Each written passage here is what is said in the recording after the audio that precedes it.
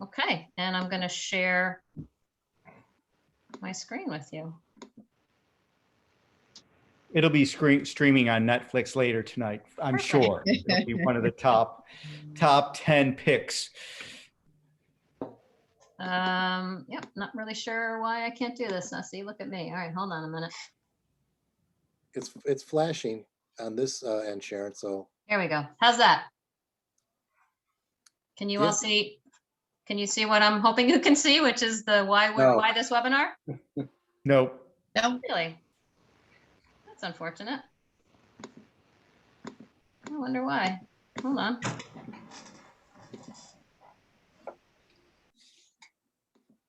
All right, let's try this one more time. How about now?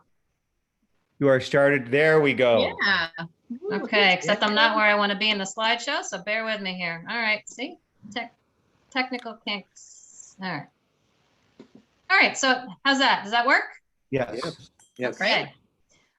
So why we're here. So we wanted to just reach out to anyone that's potentially considering listing and selling their home and talk about some topics of significance that that we feel empowered to talk about with our knowledge base that we have, and to help and guide you in preparation for that if that's something that you're thinking of doing. We're going to cover some basic topics of just letting you know where the market is statistically, how we got to the current position that we're in what we like to refer to as the COVID market, as sad as that sounds. Discussion about the best time to list your house, which of course is right now, but we'll talk more about why that is. And then eventually just going into sort of dotting your I's and crossing your T's in preparation, and all the possible topics that might come up for you as the seller in preparation for that. And we have a range of experts that are going to be introduced here in a moment to help us guide that conversation. So I just want to introduce myself first. I'm Sharon Mabile, part of Team Guthrie Mabile, an agent with Berkshire Hathaway's Home Services, Robert Paul Properties. Tony and I have been a team with the company for, we're going on our 6th year, and we are both proud to share that for the past 5 years running, we've been top agents for the company, which we're very proud of. In 2020, we had a record-breaking year, both personally and professionally, selling over $75 million in sales. And although that certainly doesn't make us the end-all, know-all, be-alls of all information, we at least feel qualified to be able to speak to certain topics based on our experience. And so that's why we're doing this. And just so you know, we've done this session a couple of times in the past before COVID. We were fortunate enough to have a location at the Wequassett Inn. And sadly, because of the current state of affairs, we can't do it in person, which is why we're doing it via Zoom today. So we appreciate your patience and being here with us today for that. Personally, myself, I've been in real estate for 8 years. I was in a high school math teacher for 15 years prior to this. Happy to say that I think I've found my career choice now, and I'm not going anywhere anytime soon. And I am a proud mom of a 12-year-old who thankfully is in school at the moment, and therefore there shouldn't be any interruptions. So Tony, I'll pass the torch to you. Sure. Thanks, Sharon, and welcome everybody. We appreciate you being here. I've had my real estate license for about 25 years. Before real estate full-time 11 years ago, I managed Wequassett Resort and Golf Club, which actually I'm at right now. I'm using that as my backdrop. As Sharon said, we're very honored at our success, and our success largely comes by way of the people that are on the panel today. We don't take for granted that we know it all. That's why we surround ourselves with people, the people that I'm going to introduce right now. And you know, I'll mention more about myself in time, but that's not really as important as the people that are here today. Starting with John Bologna, who is the president and CEO of Coastal Engineering. John just reminded me that we've known each other for 30 years, and it's been a great 30-year business and friendship relationship. John received his BSCE and master's degree in engineering from Rice University in 1980 and 1986, respectively. And he is registered as a professional engineer in Massachusetts and Connecticut. While John and his company's expertise is, you know, a lot to do with waterfront properties. They've been very successful and dealing with any type of land issues, whether it's on the water or not. John and his company are a very full service organization. And the best thing is they're very easy to work with. And we're really thrilled to have John with us today. Next on the panel is Karen Jennings Flynn, attorney Karen Jennings Flynn. We've known Karen for over 10 years now, which is hard to believe. Karen does most of our transactions, and she's the type of attorney that is very unusual because she will go directly to people's homes, meet them in the evening, first thing in the morning, you name it, she's there. She's the kind of person that dots all the I's and crosses the T's, along with holding hands along the way. And what anyone who's sold real estate or been involved in the sales knows, that holding the client's hand is probably the most important part, because it's an emotional journey. Her motto is framed and hanging over office over the past 30 years. It's all about dotting I's and crossing T's and holding hands. And it's applied. Sorry, Yep. I'm just going to stop sharing my screen just to check the waiting room. Here's my first technological glitch. I can't do both at the same time, but keep talking. I can keep Tony. going. Yeah. Her career commenced in public service with the City of Boston Corporation Counsel's office, and served as development counsel for the Boston Redevelopment Authority, and then established her private practice with offices both on and off Cape. She's in Chatham currently, and she is, a little side note, Karen is, her daughter is expecting twins momentarily, although not in labor. They have been threatening to enter the world for the last 2 weeks, and I'm now starting to believe that there are no babies at all. But Karen is a gem, and we are so thrilled to have her part of the people we work with. Next on the list is Anthony Fife of Abode Interiors. He's the proprietor of Abode Interiors. I've known Anthony again for about 30 years. He's a full service interior design and decor based company on the Cape, but focuses also off Cape as well. His main focus is hospitality and residential. He's done a tremendous amount of work in Chatham.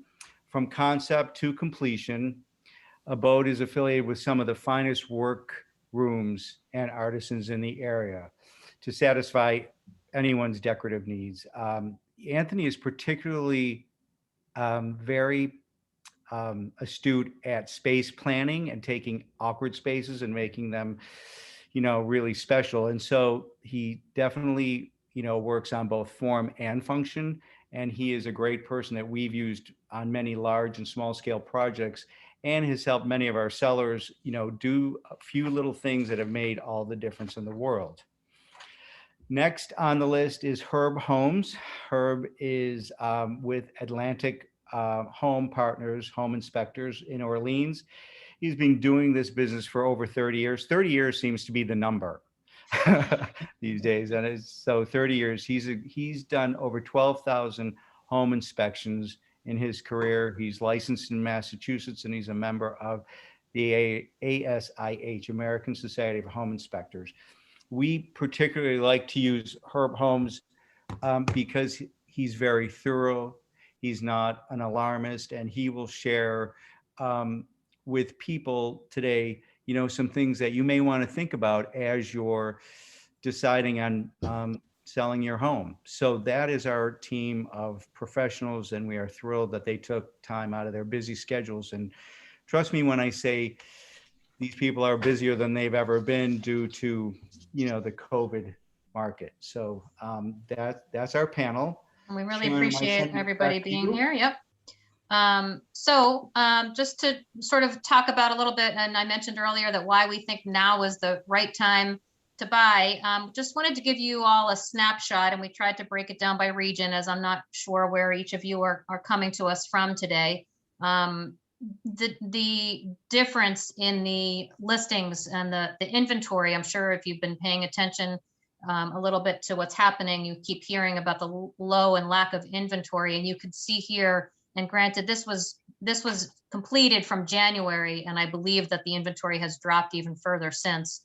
Just the change from this time last year across the Cape, the difference in the amount of options for people. And so as Tony and I can attest to, and most agents can attest to, those of us with buyer clients, we are desperate for folks like you to make a decision to put your house on the market so we can find them something to buy.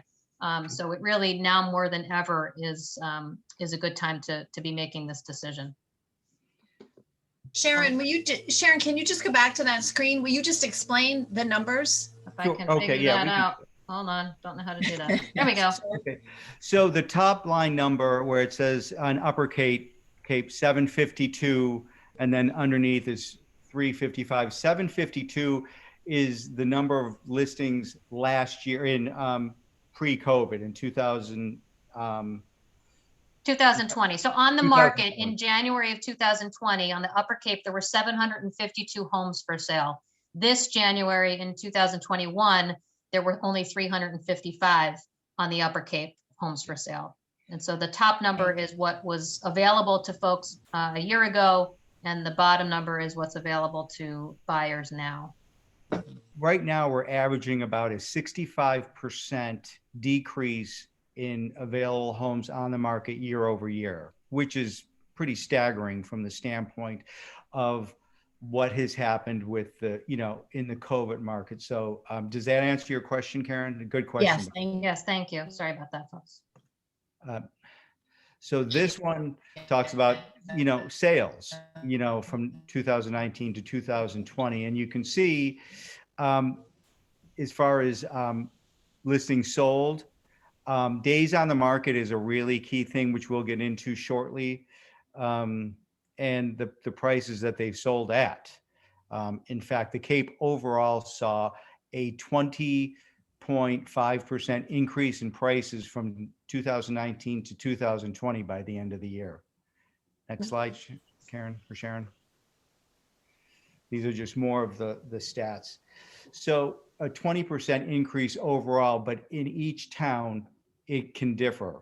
And just to explain sort of, we just talked about the decrease and now we're seeing all these increased numbers.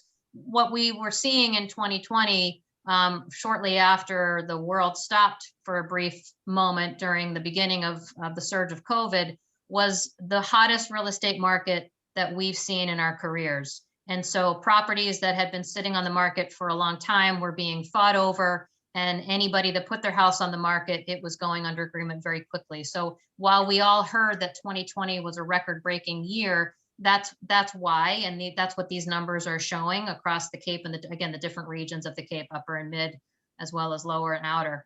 And now that has happened, now, although the market is still very strong, the struggle that we are having as agents is the lack of inventory. And so it's driving a lot of the statistics, and I'll let Tony take it from there. Yeah, and so before we get into all that, we all know what the hell happened last year. COVID happened, and when it first started, as everyone knows, nobody knew what was going to happen in the real estate market, and so for the first 30 days or so, it was pretty bleak. And as restrictions got lifted, what we were seeing was an exponential amount of people wanting to buy homes, move to the Cape. You've heard all the stories, so we won't get into that. But it's done something bigger. I mean, COVID hopefully will be behind us soon. There was that rush between April and July for people to get homes, and it carried on through the fall season to the end of the year. But what else has happened is people have reprioritized their lives, and these are all studies that we've read about. People have reprioritized their lives. They've realized that they can work from home and not have to be in a city dwelling. People that were on the fence about buying a second home decided it was time. And then there were the people that just thought, I'm sick of living in the home I'm living because I'm just sick of looking at these four walls. So we're going to find a bigger place. The Cape seemed like it was the ideal place because it was just, we felt safer for some reason. A lot of it had to do with the open spaces and land and the water and things like that. So it has definitely changed the dynamics for the Cape. Now, nobody has a crystal ball as to for how long this market will keep up. but the National Association of Realtors believe that with the low interest rates that are historically low right now, and the ease of borrowing money, that this should maintain itself. This market, the robust market, should maintain itself through 2021. The challenge lies with listings, and having, because there's a bottleneck right now. And the bottleneck is all of these buyers and fewer sellers. And so hopefully today we can help you through, if you do want to, while we won't talk about selling your particular home today, if that's something you'd like to do, we can certainly meet with you at another time. We also want to clear up maybe some misconceptions about the market.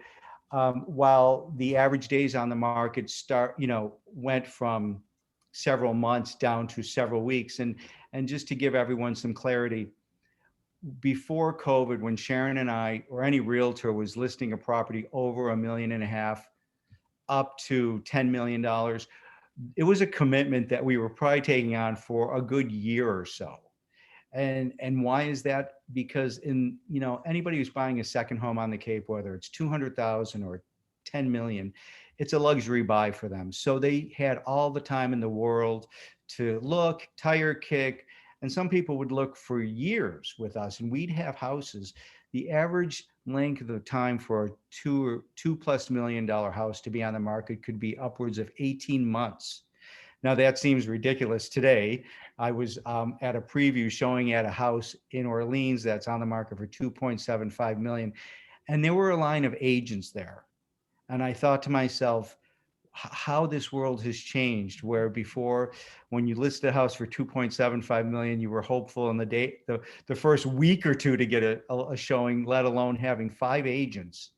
And 5 agents from Chatham, because there's nothing on the market in Chatham right now in that price point, lining up to see this house in Orleans. So that shift is probably going to stay in place for quite a while, because what's happening is a listing comes on, or 2 listings come on, they get gobbled up quickly.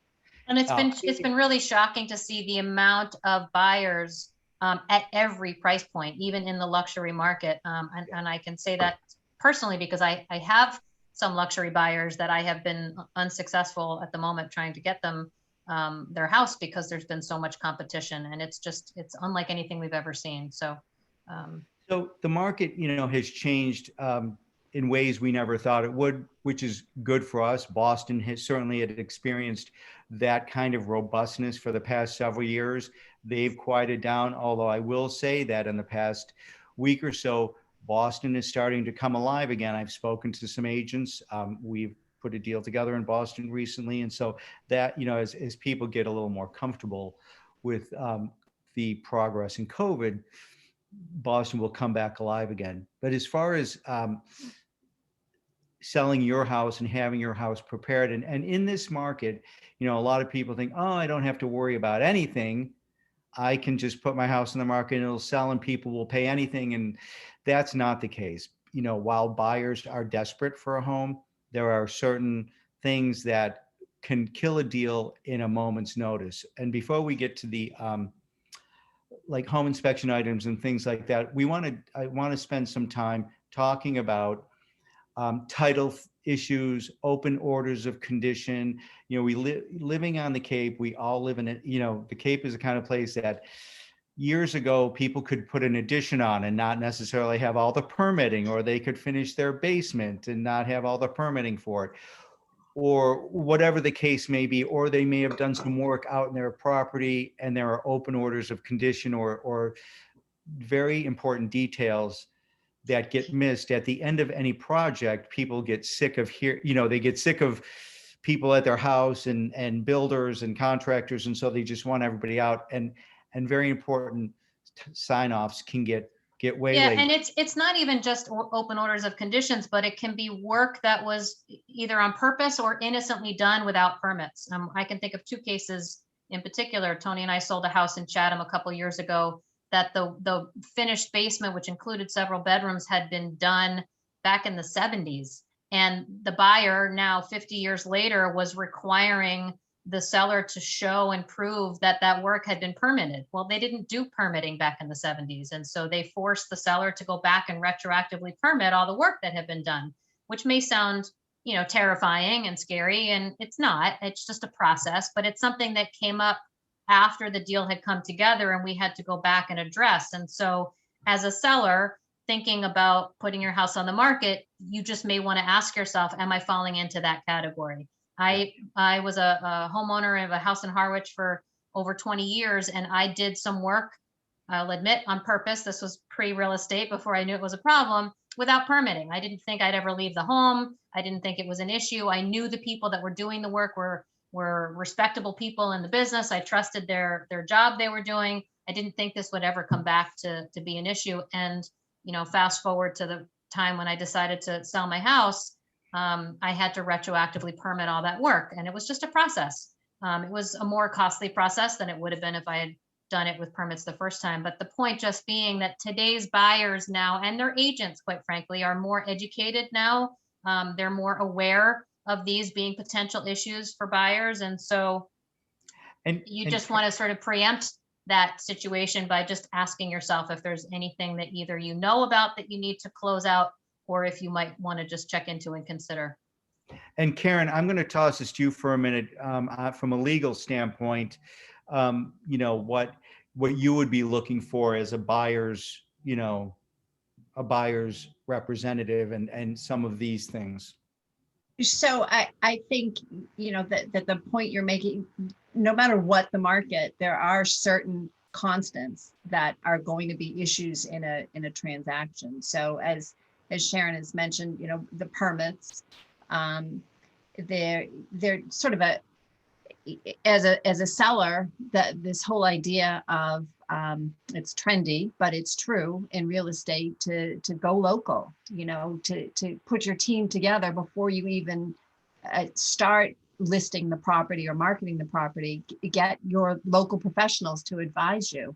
I find, something, for instance, if you own a property with a septic, you most likely know that you need to have a Title V inspection and provide a Title V report, which I think, probably everyone is aware of that. But what you may not know is that in certain towns, more so on the Cape than off Cape, but certain towns will require there be an additional sign off by the Board of Health, Chatham, for instance, but not all towns on the Cape. If you're working with an agent who isn't familiar with your particular town, who has a track record in your town, they may miss that, and something like that is going to hold you up at the closing. I just want to throw in there, because you're talking about septic, in case people, I just don't want to confuse, because it's a common misnomer that pumping your septic system is different than what we're talking about here. That this is a Title V inspection. It's an inspection that's usually only done when you're about to or preparing to transfer your house into someone else's title. So pumping your septic, although it's great, and we certainly recommend that, that's not what we're talking about. This is separate from that, and this is mandated by the town before you sell your house. That's right. And following up, Tony, on the specific question in terms of if I'm representing a buyer, what is it I'm concerned with? It really goes back to, fundamentally in Massachusetts, it's a buyer beware state. Right. So as a seller, you aren't obligated to disclose that your water heater is on its last legs and it leaked last month. Those are questions that the buyer has to ask. So as a buyer's attorney, I'm pushing that any possible issue that would be particular to them or a mechanical to the property, that you're asking all of those specific questions. And if you're not getting the answers as a seller, you're obligated to answer it completely and honestly. So you push to get those answers. And do you go right to the building department and go through the files to see what's in there, Karen? I advise my buyers to do that. They're the one who's going to be living in the community. You go in and you talk to the conservation agent and find out. There's a lot you can find out about the property, as well as you start to develop your relationship with the town too. It never hurts to have to have them know who you are. If there are things that are very important to you, for instance, if someone wants to put a pool into a property, they've looked at it, it looks great, they think they can. But you go into the town and you make sure that that is an option if it's important to you. Yeah. Because you may find out that you can't. And from the selling perspective, because I think that the people present today I think that their potential sellers are considering selling. This still holds true for you. I mean, if you want to know about your own property, you can go to the town if you haven't done so recently or at all, and connect with the building department, the conservation department, if that's relevant to your house, the health department, and just learn about what you may or may not know about your property in preparation. But And- in following up on that, if the buyer were to ask you, can I put a pool in?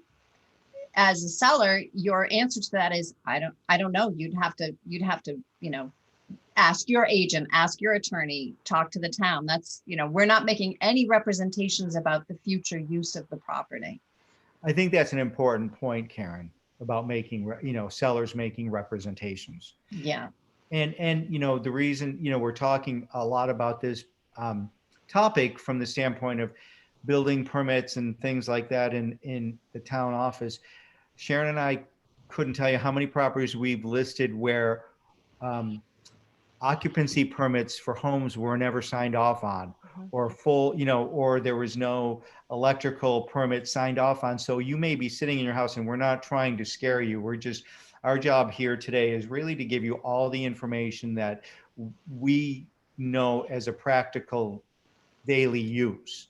And we have gone to we have listed houses that are getting ready to close, and all of a sudden, oh my God, there's no occupancy permit. Or, going over to John Bologna's wheelhouse, there are open orders of condition. And John, I'd really like you to spend some time talking about just land issues, items, things you come across, because we've certainly seen deals get both derailed and delayed for several months when there's something not right with land work that was done on the property, whether it's waterfront or otherwise. So John, do you want to spend a few minutes talking about that?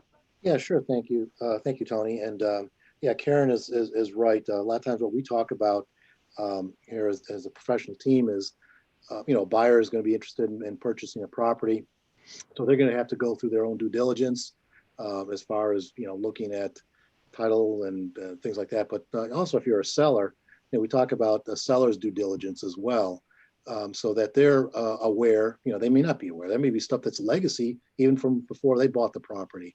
So what Tony's speaking about is relative to environmental regulations for work, particularly if you're in a wetlands jurisdiction, you're close to the waterways. That could be a pond, that could be a river, that could be the ocean front, in which case any work that's done on that property requires a permit and order conditions from the local conservation commission. And that order conditions actually gets recorded on the deed.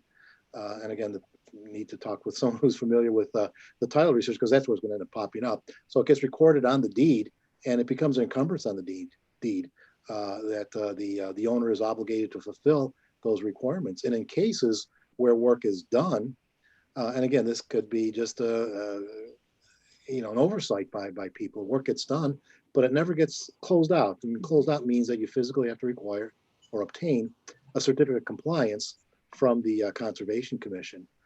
And that also gets recorded. So it proves that the work was successfully, properly completed in accordance with those orders of conditions. And those orders of conditions could be quite onerous sometimes. And in terms of as time goes by, kind of Sharon's example, some work was done back whenever.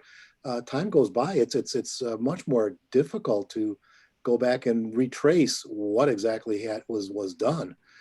Yeah, we actually had a situation where it was the electrical inspection had not ever been signed off on, and the person who had done the electrical work was no longer alive. So you run into all kinds of situations where, and it's nobody's fault necessarily. It's just life happens, you forget, time goes on, and it's all stuff. We're just trying to make you aware of all the possibilities. But I did just want to pause for a moment and just ask if anybody listening had any questions that they wanted to ask. We don't want to go too deep into too many topics before giving you an opportunity to ask a question if you have it. You can unmute yourself if you do, Or you can hit the chat button. or you and can they hit the chat button. Yeah. No. Okay, so we're go good on, so John. far. Go ahead, John. Okay, so yeah, so I was talking about order conditions relative to more of the site planning component. What Sharon was talking about is on building. So there's a number of different levels of permits for work that was done at some time. And again, as time goes by, you lose information, you forget about what happened, people are no longer available. On the any work that's done on the site relative to the order conditions, the thing that's critical about that is it is it's something that's recorded on the deed, and you know, a lot of times it'll hang up the closing. There's a title search, and it shows up, and oftentimes it's almost like at the 11th hour. In times that I've been involved in some cases where they're trying to close on the property and finds out, well, there's an outstanding order of conditions. Well, go call the engineer, whoever filed the project in the first place. Well, the work was done a number of years ago, so, and the order conditions requires an as-built site plan, for instance. Now, someone's got to go out there and look at the site, got to go back out there and resurvey it, and then review the existing order conditions. You know, was it done in compliance with the orders originally? Sometimes there's some conditions that were put in the orders that are difficult to comply with. You might have to go back to the Conservation Commission and get some sort of relief from it. So it could really just snowball out of control. So, you know, that's why we talk about seller's due diligence. You may not even be aware that any work was done on it. Could have been, as I said, done prior to even someone purchasing the property, and it just slipped through the crack. I've had one case where that was the case. Someone had bought the house 10 years ago, and work was done previous to that by the previous owner, and it never got picked up when they, when they did the title search, and so they closed on the property. The order of conditions goes with the property, it stays with the property, so it's a legacy requirement. So when the new buyer was coming in on it, their attorney was more adroit in understanding these sort of things, and it came out that was a requirement, and it needed to be cleared up. So and again, it's at the 11th hour, it's tough to do it. Sometimes it'll blow the deal. So it's important to do that as part of, again, as I said, seller's due diligence. You kind of just go through your own clarity, so you've got a clean bill of health, so to speak, for the property. Well, you're right, John. Back to, and Karen, I'll let you jump in a minute. And this happens, as you say, life goes on and people forget about what, the work they've done, and somebody may say it was already taken care of, and they forget, and years go by, and it adds such tremendous stress on all parties.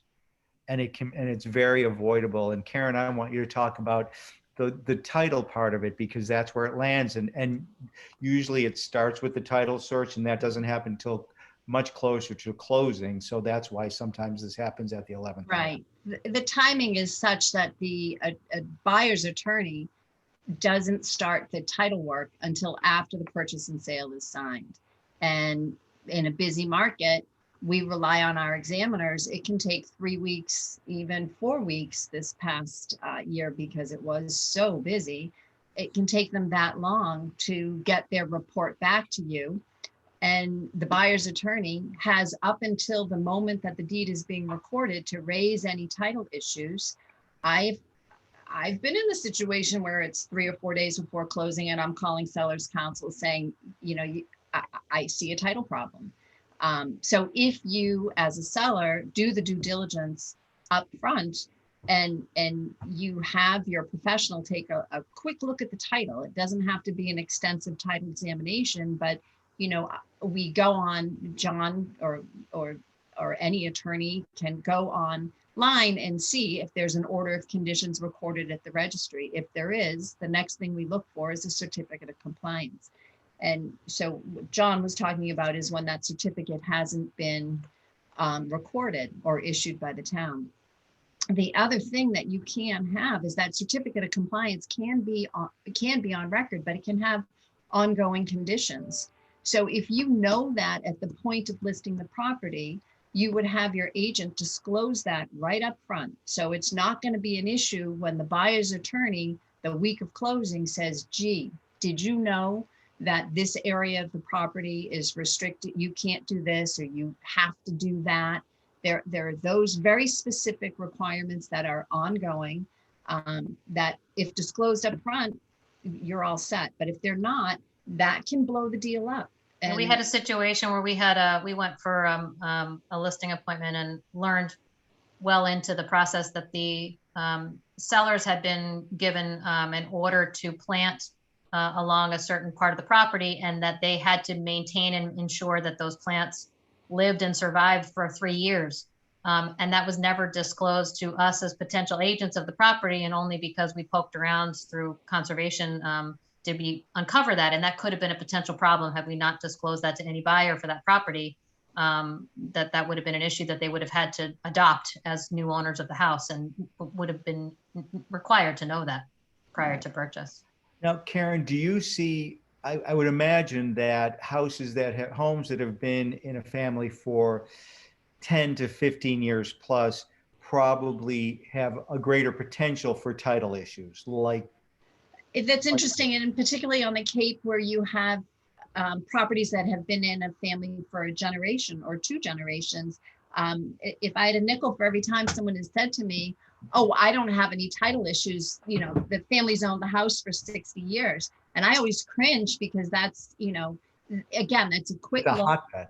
Yeah, but oftentimes there are transfers within the family. So, we Talk see about that for a minute. Like, trusts and things like that, like if someone dies or any of the probate issues, or, you see a trust be amended, but not properly documented on record, just things that you then have to go back and correct. That can take some time, and hopefully you can correct them. In certain circumstances, it becomes a big issue that can put a closing off, not only for a week or a month, but for a year. So talk about that, because there's a difference between just, at the Registry of Deeds and land court. They're very different. And so land court has a much higher threshold for. They have a higher standard if your land is registered, but it's not, as frustrating as they can be to deal with, it's not an unreasonable standard.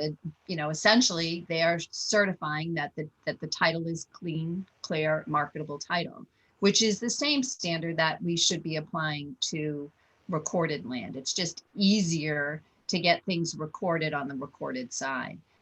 But one very small, if I could mention, kind of off topic, but the registered and unregistered land, there was a point in time as a seller, if you had registered title, shortly after you obtained title to the property, the land court would send you a certificate of title. And for years, you would have to have that original certificate of title to be able to sell the property.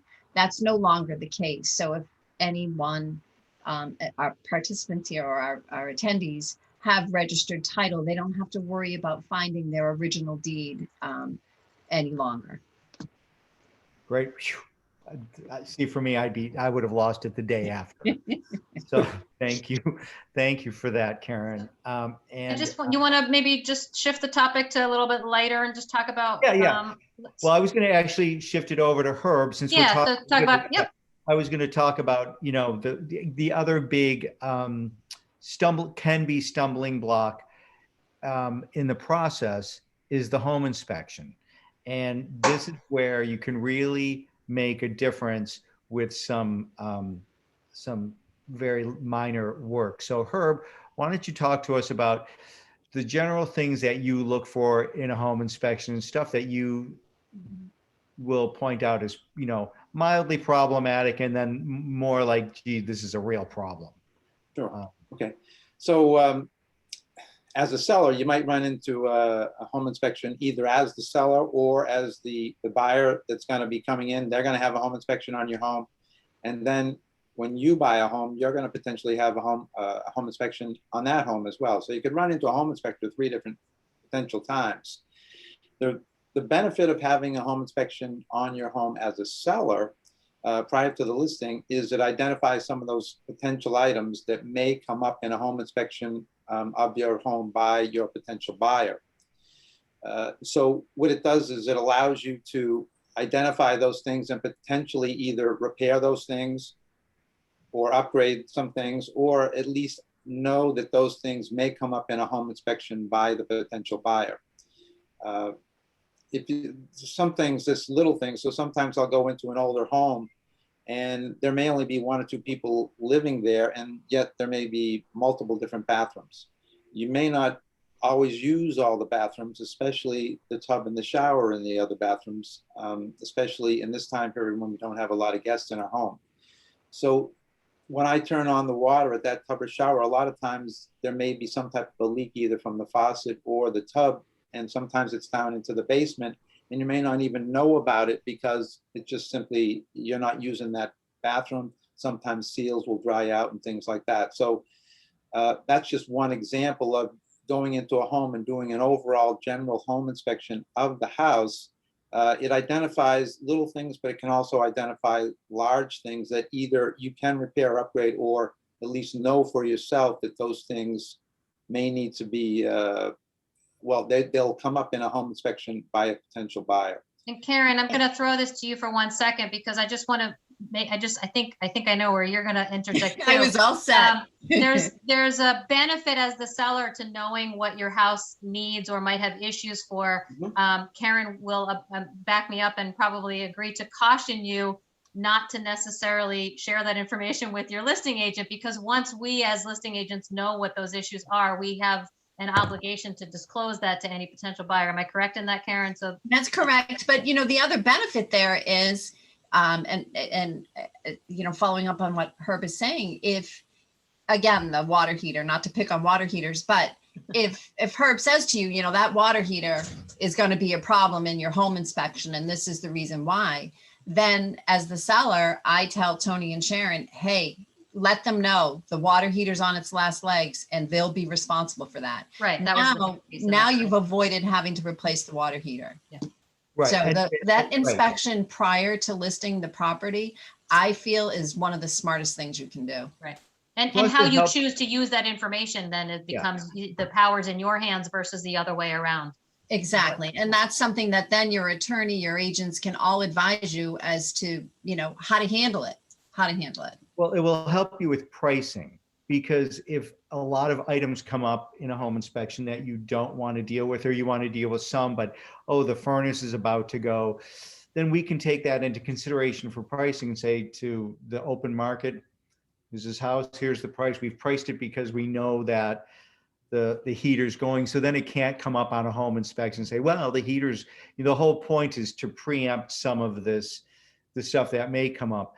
Our role, Sharon and my role, is really there's going to be speed bumps along the way. Our goal, and even with this meeting today, is to take out as many speed bumps along the way, because you'll have other things to worry about in the selling of your property. Herb, are there like specifics that you can mention that might be helpful to people that are red flags? Like rotted wood, like stuff like that, Herb. Obvious stuff. Like I said, about the bathroom, anything that's leaking would be something that you would want to repair.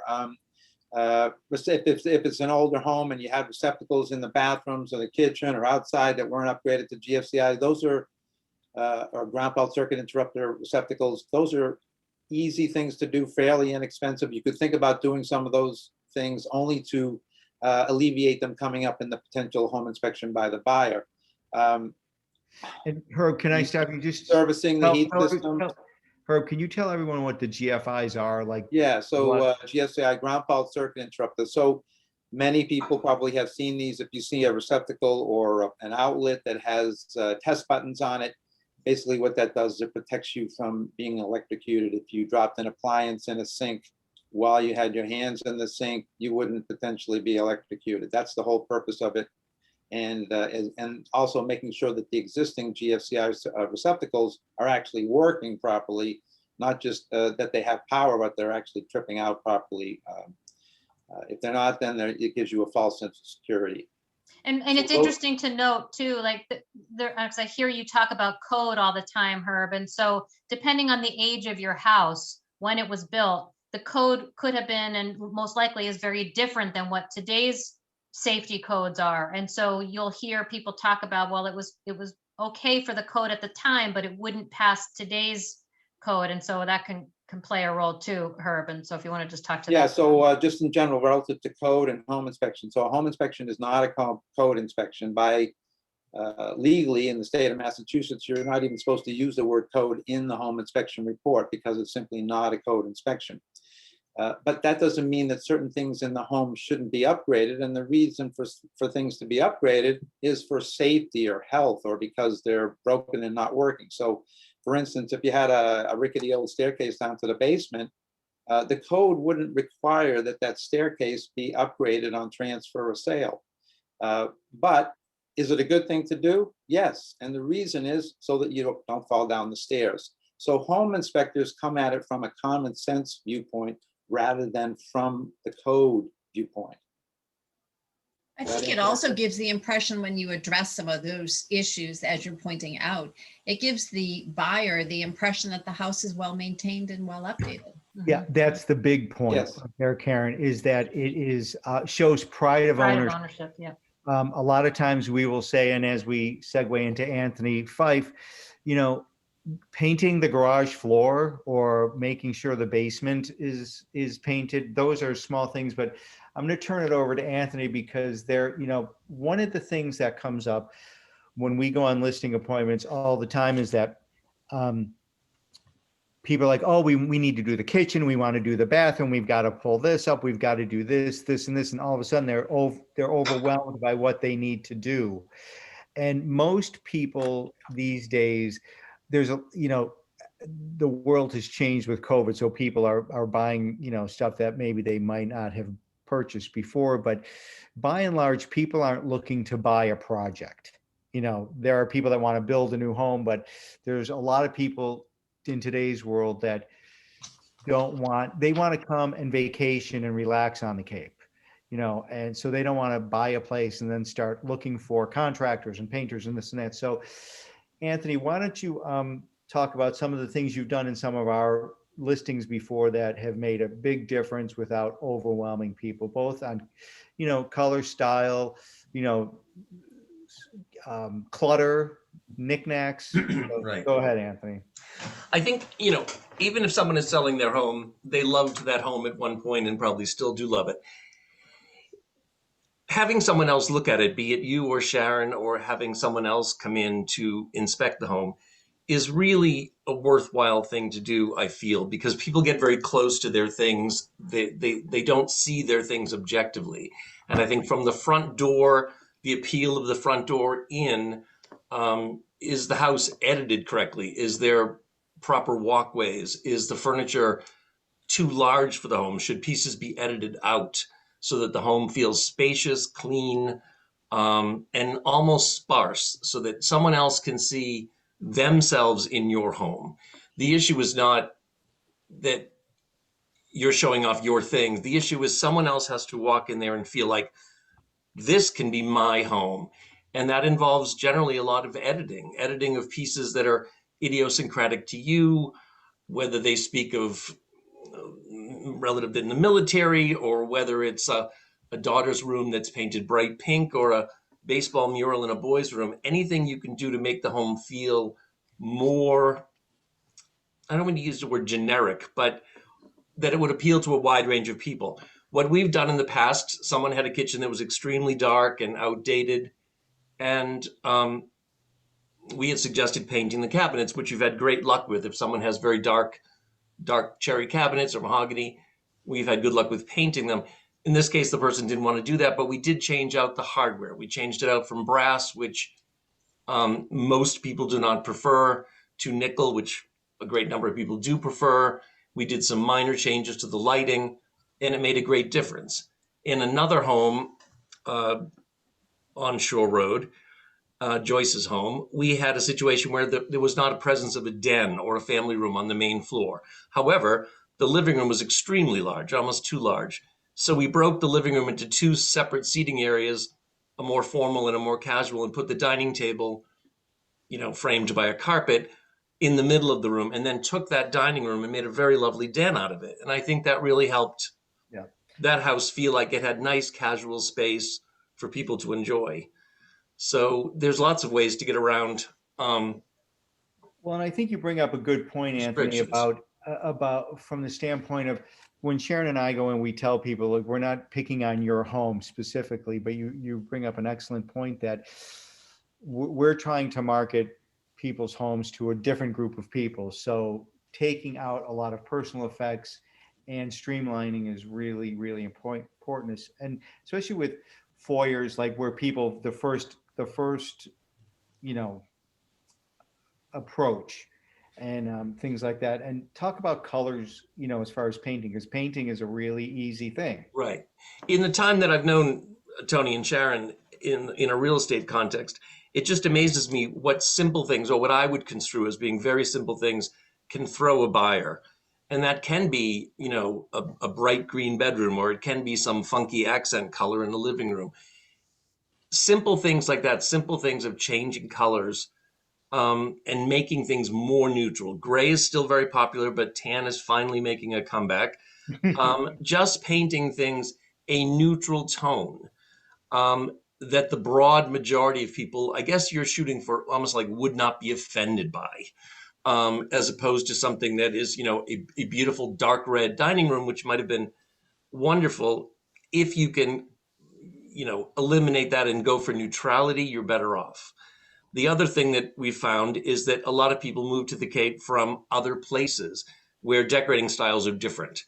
And I had a client that had moved from Greenwich, Connecticut, and the home on the water in Chatham looked, for all intents and purposes, like it should be in the middle of Greenwich.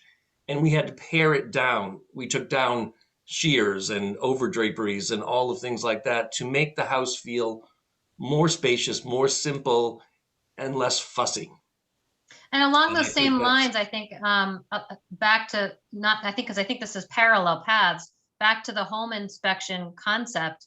There are things that come up from that perspective too, like rotting wood on trim, or, you know, screens that have holes in them that you probably walk past a million times in your day-to-day life and you just stop noticing, or it's something you're like, oh, I'll take care of that someday, and it's not on your top priority list. But what it does for a buyer, when they see all those little things that really in and of themselves are nothing, in their brain, it equals an addition, a mathematical equation. And so they start thinking about, well, what else hasn't been taken care of? And so these are simple fixes that you can address that can really send a different message to a potential buyer when they first walk in your house. And not that we want this to happen, but it has happened to us recently where we've worked with Anthony and to do minor changes at a house, and the seller says, you know what, we really like it now and we're going to stay here. Yeah. So which is great. Thankfully, I mean, that's only happened once, but it's yeah. only happened Well once, done. but what happens routinely when we go in and make minor modifications and, you know, get the seller excited is, you know, when the house is done and pictures taken, they're like, we don't know why we didn't do this years ago. The place looks great.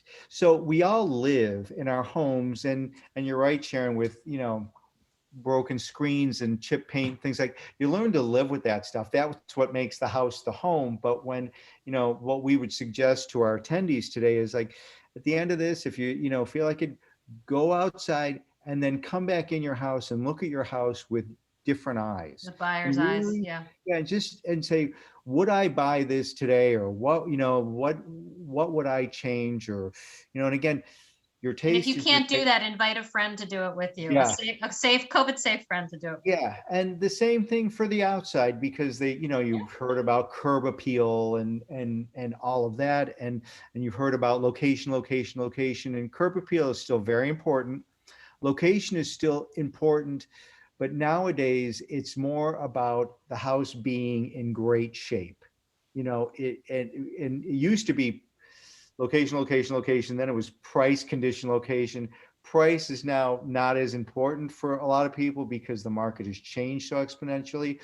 But what comes along with that price is an expectation that the house is turnkey from the standpoint of not needing a lot of work. You know, there's, one can't, well, you can, anybody can ask for anything, but you can't go for aspirational pricing and have your house needing a ton of work. Typically that equation doesn't work out, even in a market like this. And so any money you spend that, whether it's, hopefully if you're going to list, you list with us and we can walk you through these minor things that can be done. It's just really important to have all these little nuance things. So Anthony, back to, like, what about taking pieces of furniture out and stuff like that? Well, I think the beauty now, I want to go back to like a company like Wayfair or even Home Goods, because you can, we're talking about decluttering, but talk about some things that can work, just simple, inexpensive. Yes, I mean, if someone has just large overscale pieces with great big arms that don't afford a lot of seating, but the piece takes up a great deal of space, it may be worth hiring a staging company to bring in streamlined, simple, straightforward pieces where it looks like, okay, you can seat 3 people, but it's not taking up 9 feet of space.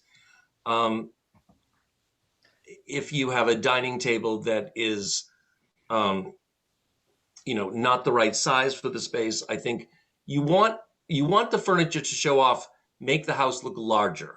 So you really almost want less pieces if your house is presently crowded, less pieces, but it looks like it can seat a large number of people. So streamlining simple pieces that really maximize the space. And that's why your eyes, Sharon eyes, or bringing in someone like a neighbor or a friend or, a decorative inspector, just someone that can give you a true, honest assessment of, does it flow? Does it look like it's a walk-in turnkey kind of property? I think that from the outside, it should look perfect, but it should look maintenance free and not as if the house is a labor of cleaning and arranging, and so is the yard. Yeah, and that's, I think, a really important point, Anthony, is that people are more in a casual lifestyle when they get down here, and everyone has different lifestyle living the way they live, and so our job is to neutralize it as much as we can. And back to Home Goods and Wayfair, I mean, buying inexpensive, colorful throw pillows and blanket, throws, and inexpensive local art.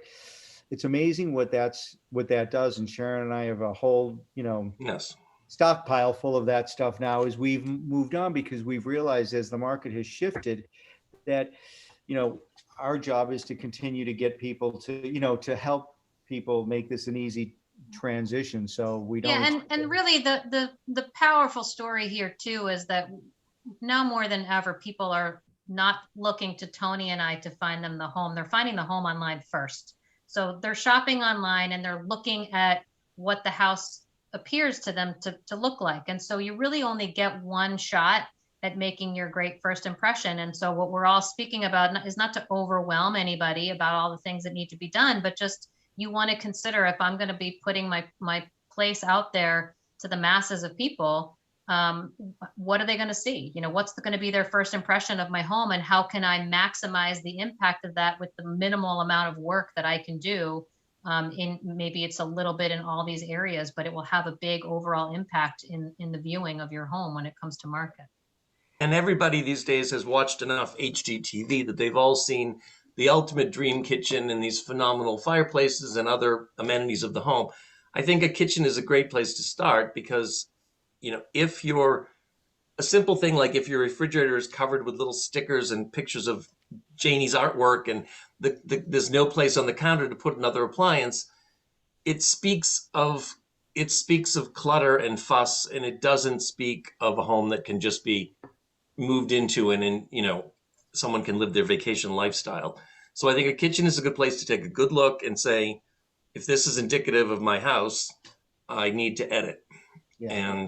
And what we're talking about here to our attendees is we want to make the house so appealing to the point that people are excited and say, well, we can take care of that later if the kitchen happens to need new cabinets or whatever.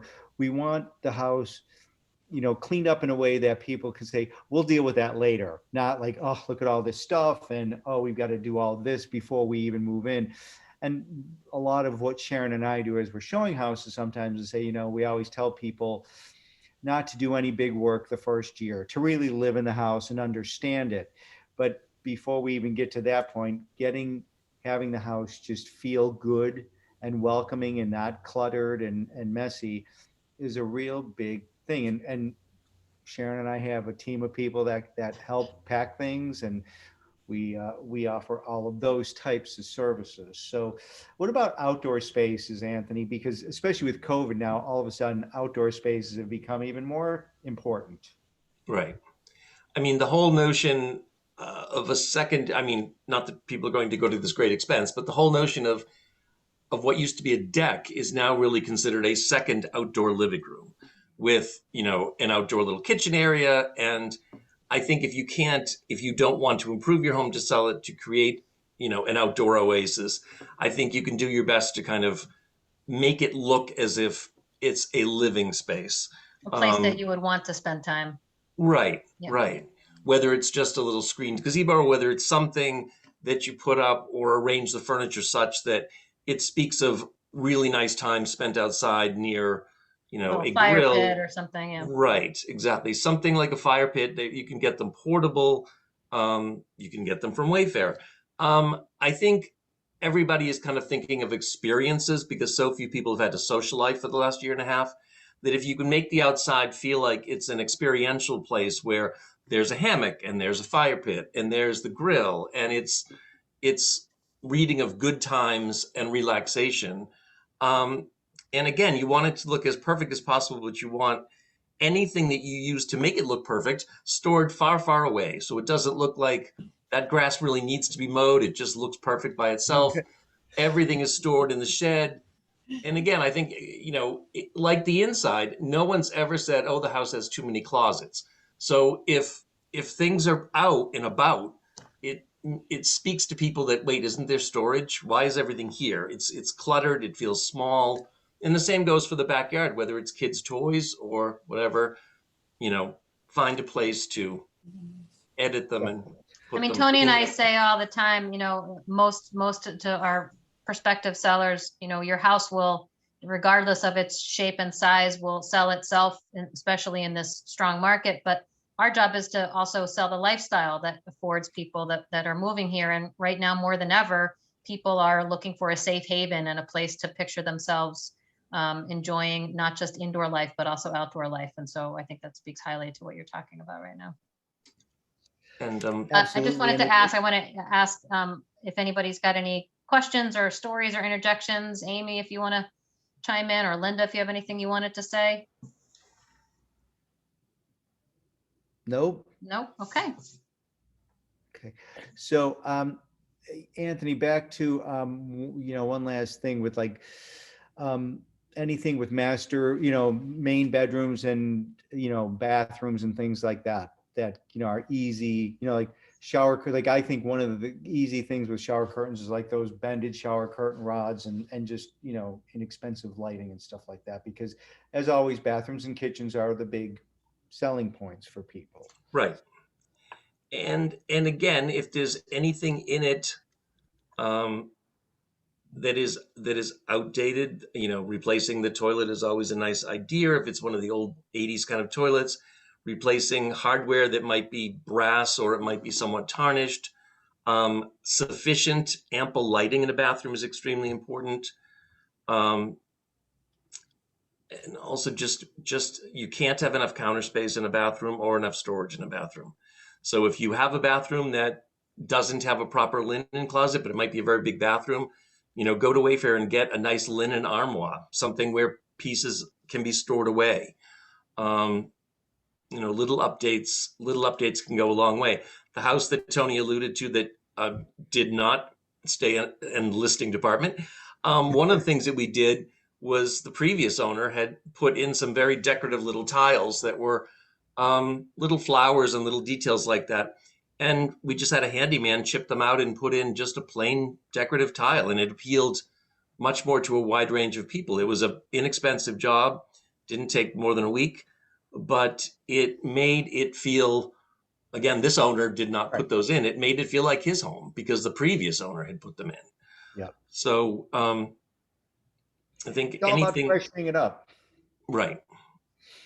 You know, I think that's, you know, white towels in the bathroom, things like that, you know, just in certain places, splashes of colors, in certain places not. Now I want to go back and ask the panel a little bit about trends that they're seeing since COVID. And John, I'm going to throw it to you first.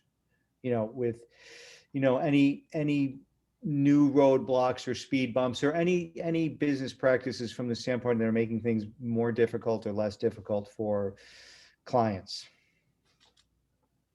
Well, I think people pretty much adapted, you know, early on when COVID first came out, and at least the construction industry was able to maintain and, you know, kind of considered the essential workers. I never really liked that term, be honest with you. If you're I don't care what your job is, it's pretty essential to you that you have a job. That's another story. But no, the construction industry, I think, adapted pretty quickly. Safety precautions, it just takes things longer. You know, you're going into people's homes, you know, all the safety requirements that go along with it. So that the timing of that. But as I said, I think folks have pretty much adapted to that part of it. How about with boards and trying to get things signed off on, you know, from the standpoint of open orders of condition and trying to get conservation out to your house and stuff like that? Is that a more timely process? Yeah, exactly. Everything just takes longer. You know, the meetings are online. You know, trying to get quorums. You know, a lot of times we had an incident just here recently where the town sent out the invitation, but they sent the wrong phone number, so that people were trying to call in. So they didn't, you know, they weren't able to call in. So the meeting was postponed. And Yeah. you know, these meetings happen once a month sometimes. So, you know, another delay of a month and then another hearing, and that just pushes everything, you know, further. So you know, just the challenges of scheduling, just the expectations of things take long to start with. You know, when you're dealing with the permitting world, it's even more so now because everyone's busy scheduling and just add an extra level of complexity with compliances with, you know, restrictions of meetings and so forth, to your point. Your business, you know, busyness, the level of your business has grown exponentially in the last year. You've hired some new people, right? I mean, you've seen a shift, right? That's right. Yeah, I mean, part of it was, you know, we were busy even before, so we had some you know, pretty good tailwind, you know, going into it when COVID first hit. You know, it's like a year ago now. So those first few months were tentative. I think everybody was just walking on eggshells, not really sure what was going to happen. But then, to your point earlier, with you know, the demand for real estate, people were leaving the cities, and at first it was just, you know, being down on the Cape and being able to enjoy, you know, being here. You know, they kind of figured out after a while that you can work remotely, and so, you know, we're certainly seeing a lot of the you know, the desire to move, and it's not just Cape Cod; it's kind of yeah, suburban areas. But you know, we're you know, really almost a bedroom community to Boston, so there's you know, certainly people that have left the cities. So to your question about the staffing, we were, you know, we had some staffing needs even before that. It's always a challenge with you know, with where we're located, because, you know, being attractive to you know, certain level of professionals, and then competing with the Boston market and so forth. But with the work demand as it is, and the, you know, the expansion in the markets in particular, and the highly regulatory environment, really kind of created some opportunities for us. Great. Well, thanks, John. I appreciate the insight. Karen, I mean, we've certainly seen a lot of changes over since COVID from the standpoint of timing. So the registries remain closed to the public. So we don't have access, and we don't hold closings there. I'd say that the biggest change is how we conduct a closing. I mean, it really is the attorneys coordinate. I will meet with my seller separately, and then I will meet with the attorney for the buyer. There's no longer a closing at a table with a buyer and a seller and agents and the bank. That just doesn't happen anymore. And in most cases, I either have documents delivered or hand deliver them myself to the attorney. The attorney's already met with the buyer and has had the buyer sign things. So it's really, I mean, we've worked it out. So timing, we still meet the time requirements. Things are recorded electronically, which in some cases is faster than if we were at the registry. But it's far more impersonal, which is a reminder that these are business transactions, which is sometimes something that sellers lose sight of because it's been their home and there's an emotional connection to it. But in the end, yeah, it's different than it's So been. elaborate on the business aspect, Karen, because you bring up a really good point, which is how we navigate between business and emotion.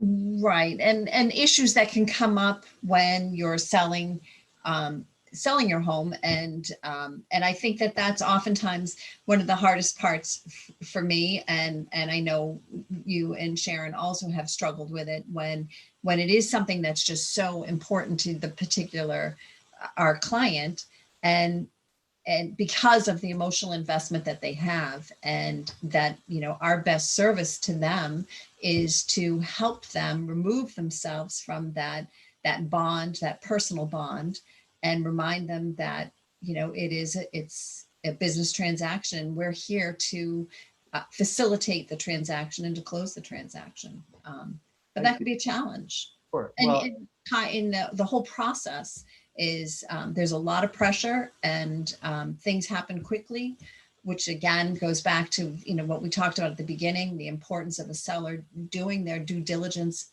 ahead of time, because once the process starts, you're not going to get your breath until the day after closing. right. And what about, oftentimes we'll hear potential sellers say, we're thinking of selling, but we might leave it to our 3 kids and let them use it or have fun with it. And what are some of the challenges that could crop up with that scenario? That's one of the most difficult situations to counsel.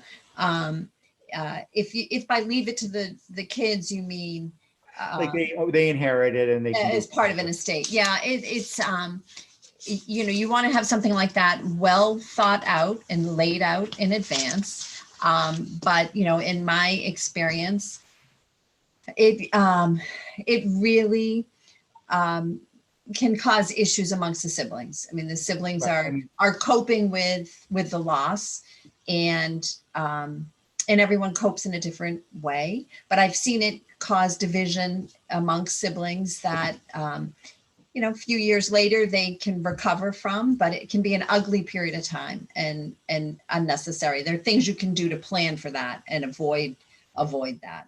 We've certainly in our career seen siblings who have sued each other during this process. Sued it, and you're right, Tony, and that delayed the closing. Yes, I mean, that right. almost blew it up. Or if it's 3 siblings and they may split, they may say we each want $1 million out of it, even if the house is only worth $1.5 million. They'll say we each need $1 million for this. And what happens is there's always one sibling who doesn't need the money, one who really needs the money, and one that doesn't really care. And so the point of this story is to say that you would be doing your children a favor by selling and leaving them the money to split equally, because we've seen more than a handful of families torn up over this. And there's a property in Orleans that is unsaleable because the kids couldn't agree on anything, and there's too many restrictions on it now. So it can be problematic. I've seen a property on the Vineyard that's been tied up for over 30 years, and it's a sibling standoff. And that's sad, because that at one point in time, that was a happy family place. Right. And that's what you want to preserve. Right. Thank you, Karen. And Anthony, what about you on how things have changed for you, and maybe more trends, that you're seeing? I was just going to add to that, the sibling question is just that if it's a matter of talking someone out of leaving it to a trio or such of siblings, it's really, it's not an equitable situation in the sense that the sibling that does not have money to put into the home. Say two siblings want to do an extensive renovation, one sibling doesn't. The house tends to suffer from lack of repair because one sibling's not going to put in a dime more than the other if they can't split it equitably, and invariably they're not all going to be of the same income range. So Right. I think that becomes a problem if something is left to a number of people. I've seen, just in my experience, things get neglected because everyone won't parry up their share of X repair that needs to be Excellent done. point. That's an excellent point, Anthony. And then what happens is the house starts losing more and more value. And you know, I always say that it's all good till a matriarch or patriarch of the family is gone, and then the gloves are off. And so anyway, just a cautionary, if you are thinking of that strategy from an estate standpoint, understand some of the pitfalls that go along with it. Mhm. Herb, what about you from the standpoint of, you know, how, you know, what you're seeing as trends, what maybe, again, some things that you've seen that have made you shake your head? Yeah, sure. So when COVID first started, it was very confusing at the beginning, but within probably about a month or so after that, it kind of everybody understood what was happening. Some sellers don't like too many people in their homes, and so you need to be respectful of that. And some sellers have certain requirements that they would appreciate. So we deal with that on a issue by issue basis. Less people in the home is obviously always best if at all possible. But we've been dealing with that, and home inspections have been going on quite regularly, and it's been excessively busy, and no particular problems with that. Just try to abide by that as much as possible, whatever the seller's wishes or needs are. Two other things I just wanted to identify that could be things that you could do as a seller. In a basement, you want to minimize basement dampness, moisture, and so forth. That's something that sometimes not necessarily can scare off a buyer, but they get worried about it. So one easy thing you can do as a seller, operate a dehumidification system in your basement. Minimize the moisture in the basement, the dampness in the basement. It's a simple thing to do, and just start operating one if you're going to be thinking about listing your property.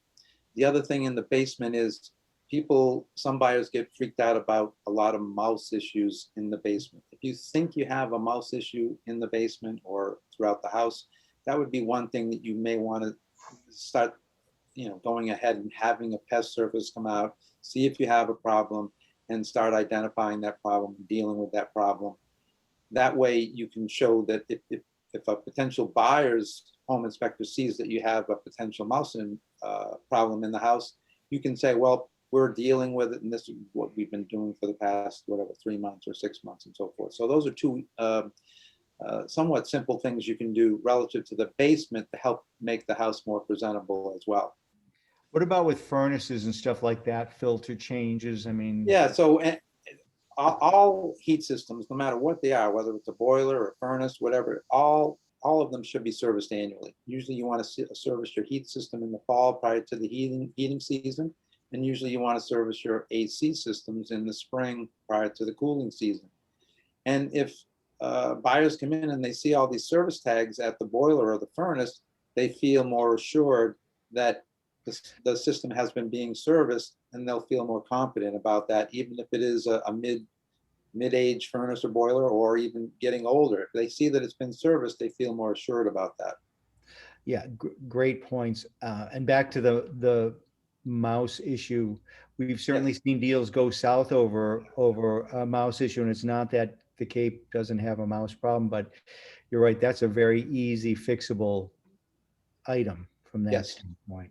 So thank you very much, Herb.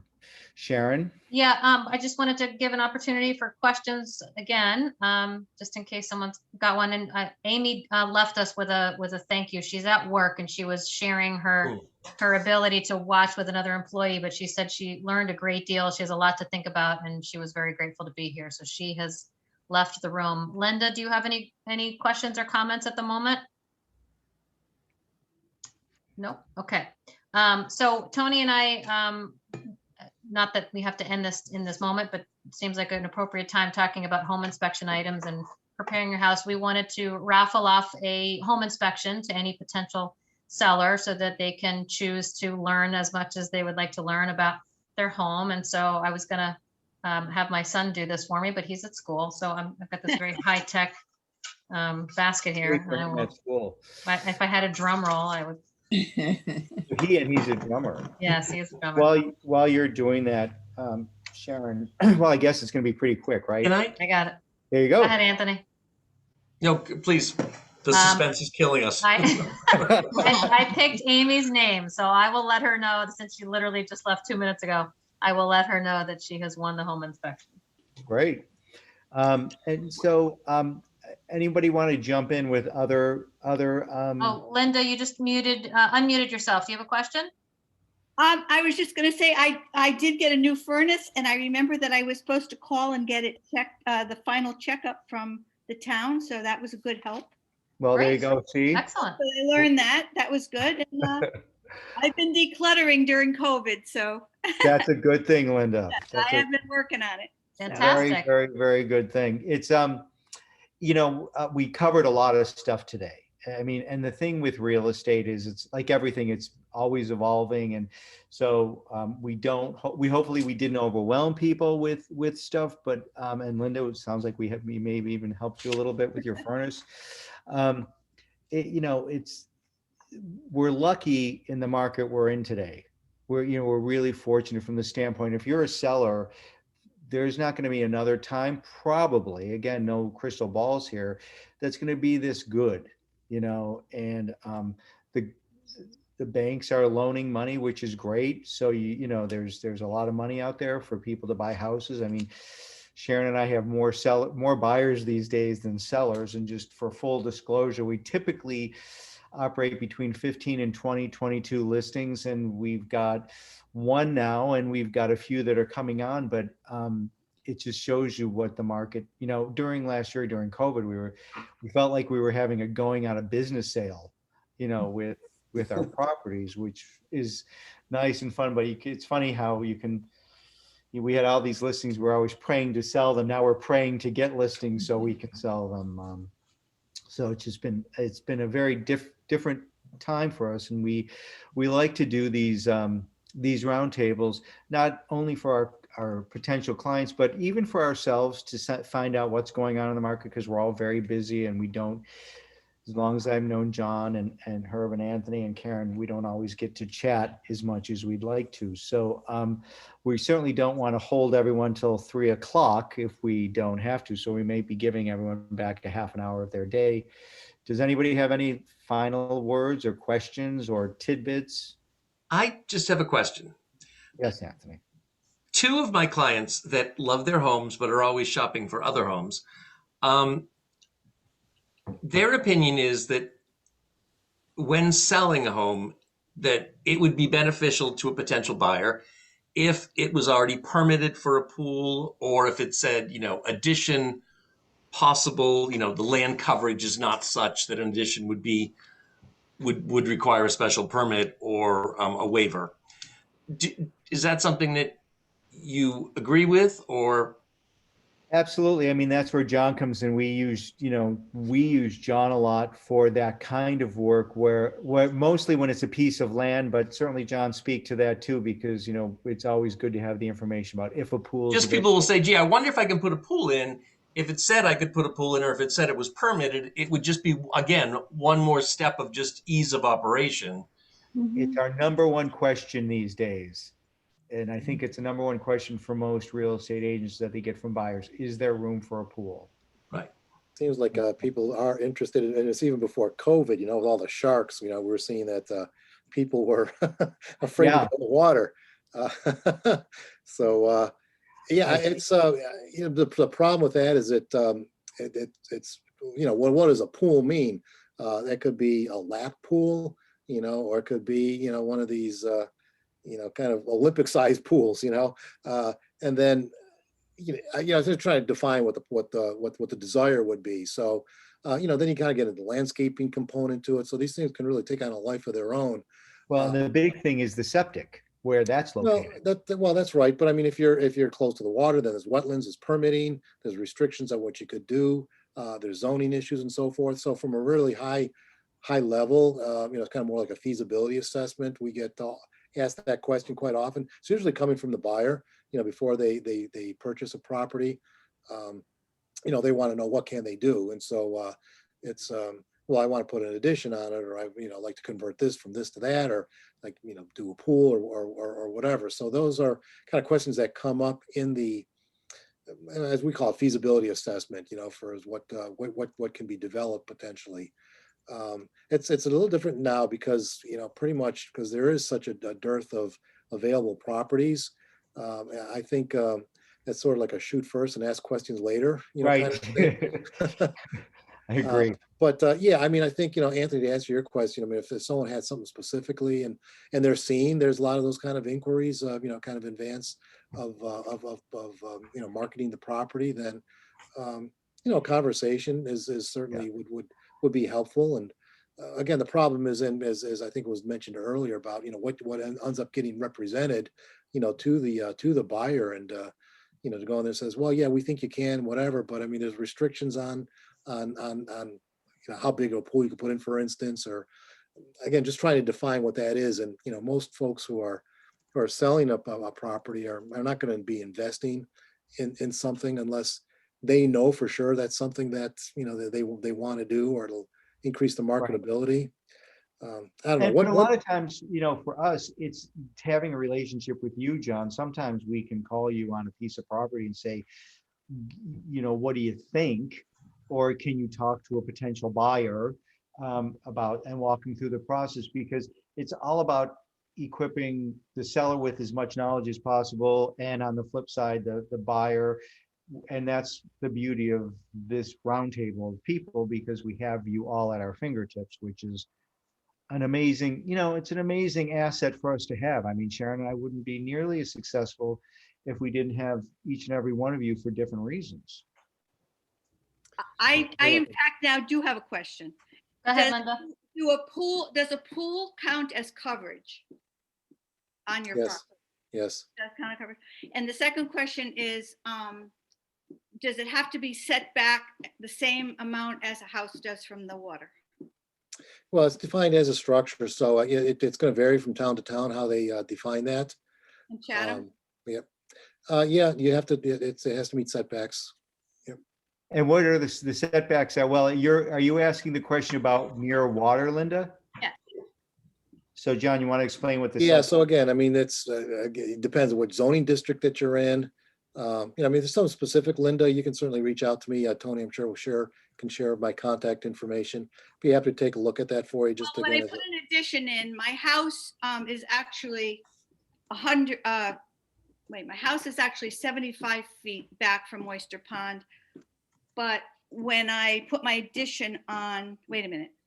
Yes, my house is, I don't know what it is, but I had to go back 25 feet to when I put my addition on, because I had to stay within. So it would be the same as the pool would have to stay with that same restriction, I'm assuming. Well, right. Yes. That's not only zoning, but also there's conservation restrictions. In Chatham, there's a no build. So it's 50 feet. From the top of the resource area, so that you have to map out where that's located, and then in addition to whatever zoning setback requirements, you have to meet that conservation setback requirement as well.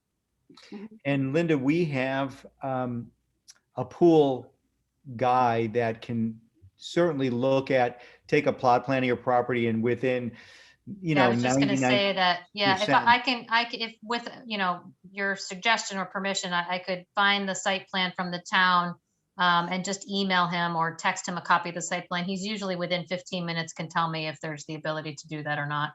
Yeah, because it's also a possibility to go on the side, but then I'm going to go with road restrictions. Yeah. I don't know Right. how close it can be to a road. Yeah, so I can connect you with him. I would like to know that, because even my own children have asked me that. They said, Mom, where would you put a pool? I said, well, I don't know, but. Well, we can help you with that, Linda. Okay, sounds good. Speaking of helping you, Linda, a couple of us have been privately texting each other off show here. And since you were the first one to register and you are the last one to be here, we decided that we want to give you a home inspection as well. So. Oh my gosh, thank you. There you go. You've been the trooper, so we Well, I could use it because I'm working, Tony came by and he gave me some suggestions and I've been working through. I'm getting rid of photos. I've been scanning them, getting them out of the way and. Oh, Linda, I think you put a new dock in recently too, right? Yeah, well, that was not my problem was to get someone to do it. Yeah. And finally, a man that does my neighbors, he took pity on me. The job. So yeah, it wasn't me not wanting to do it. It was getting the right guy because I was getting a guy that was putting it in all crooked and. But anyway, Well, yes. Well, New furnace, new dock. You know, great, Linda. You've been hard at work. That's I good. got long hair. I'm like, a new woman here. Okay, thank you for all your help. Well, Thanks Linda, for being we'll here with us, Linda. Looking forward to the health this inspection because I don't know whether I should reside. I don't know if I should get a new roof. I have all kind of questions. So Okay, we'll get you connected, Linda. We'll be in touch. I appreciate it. Thank you. Thank you so much. And to the panel, I thank you very much. Really, this is Yeah, and this is good absolutely. for me and us, and I really appreciate your time out of your busy schedule. We We always learn something from you guys when we do this, so we Can I just, appreciate. one more question. Here I'm coming up with all these questions.